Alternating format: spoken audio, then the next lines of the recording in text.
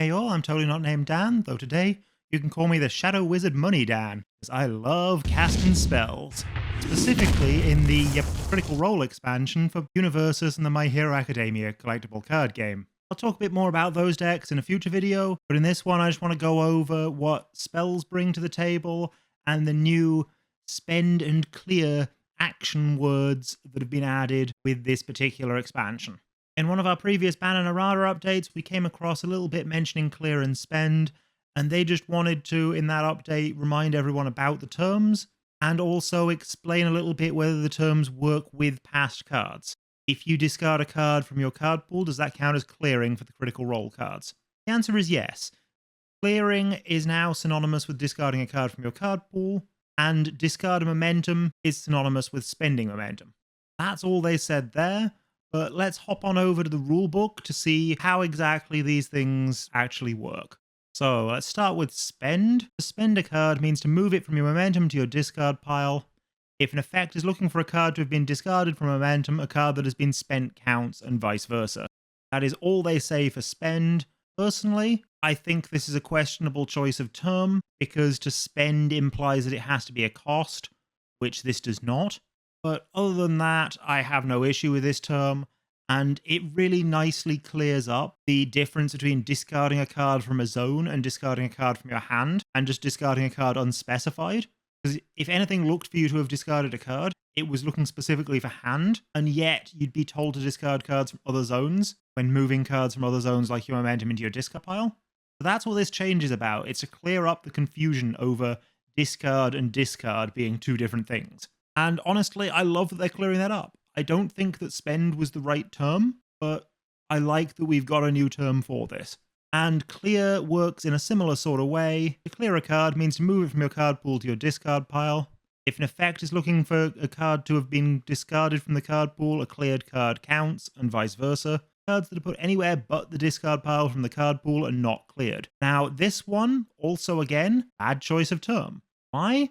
Because clear actually appears elsewhere in the rulebook.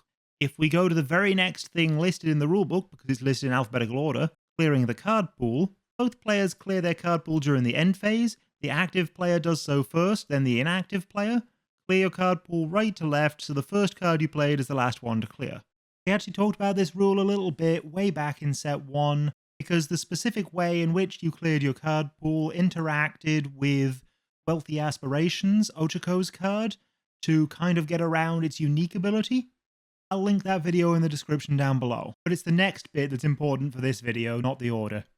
When cleared, action cards, cards played as blocks, face down cards, and cards in the card pool that were not played get discarded. Foundations that you played as foundations get built to your stage. Assets that you played as assets get built to your stage. Attacks that dealt damage may, your choice, go to your momentum. If you don't want it to, or if it didn't deal damage, it gets discarded. And then characters get discarded unless it's a copy of your starting character, in which case build and attach it. See character. So you'll see this tells you when a card is cleared, do all these different things based on what type of card it was and whether it dealt damage and how it got in your card pool. Whereas the other, just clearing a card rule, just says they go straight to discard pile. That's two separate rules using the same word, and that should not be the case. This is a really poor choice if you ask me. But again, despite the word choice being terrible, the intent here is great. This is again meant to clear up the issue of discard and discard functioning differently. And that would be great, would be fantastic, would be moving the game so far forward if it didn't then mean clear and clear meant two different things. As is, we just swapped one confusion for another. The one new word that doesn't bother me at all though, and actually I really do love, as I stated in the intro, is the spell keyword. The spell keyword is a keyword trait. It has no text associated with it. It's just a white keyword that, well, can be looked at by other cards. Cards will care about it. The big one that cares about spells is Fresh Cut Grass, Positive Reinforcement, the Bells Hells character card that was given away as a promo with the purchase of a playmat, but also several other cards in this Critical Role expansion use the spell keyword. And honestly, there is a slight problem with it in that, can you think of any other expansion in the game at the moment, any other license that would use the spell keyword? My hero doesn't. We haven't seen any in Yu Yu Hakusho, and I don't think we're going to in future Yu Yu Hakusho stuff if we get any. Attack on Titan doesn't use spells. Tekken 8 that we're getting doesn't use spells.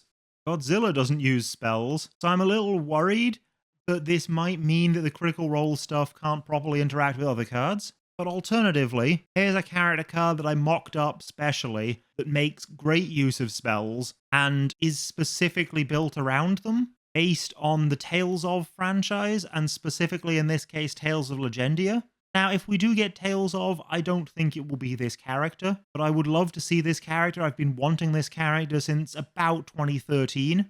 And I would just really love getting the Tales of franchise in this game in general. So having a keyword to represent magic, having something that allows the spellcasters to interact with their own kit the same way Kick works with Kick characters like Chun-Li, or Punch works with Punch characters like Deku, I think that's perfect. I think that opens up so many opportunities for new licenses to work the way they're supposed to, and not have to work within the framework we previously had, where everything was based around fighting game keywords. I think having spells in the game is great. I just think we need licenses that use this keyword, otherwise it is going to become far too restricted of a keyword. So hopefully one of the licenses we get next year will be something that actually uses spells, but we will have to wait and see. I will talk a little more in the not too distant future about what we're getting this year and at the start of next year, but honestly, we haven't seen anything with spells in it yet. That's all from me for today. Before I go, one last word from the shadow government sponsoring this video. Legalize nuclear bombs. Bye. 20% off of the code in the description.